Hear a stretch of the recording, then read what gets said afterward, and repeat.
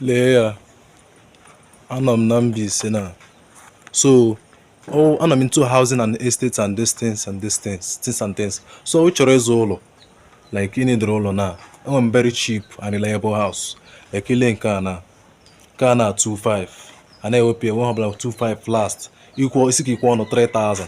lee ya, very cheap and reliable, ka 25 isi ka ikwe ọnụ 3000 ka m na-ere ya last. Ma lee nke a na-ere nke a 2000. lee ya, enwe ọzọ fọrọ just roofing 2000 last ka m na-ere ya. So iji ego ka ọ chọrọ ịgba m transfer active, adị m active, eburu ụlọ a 2000 Mbaise ka m nọ na. lee nke a na-ere nke a 15. mba ifilikwa nna chi ogbogo, lee anya straight ha ma estate. lee ya, from ebe a na ụlọ ọma rụrụ ya estate m.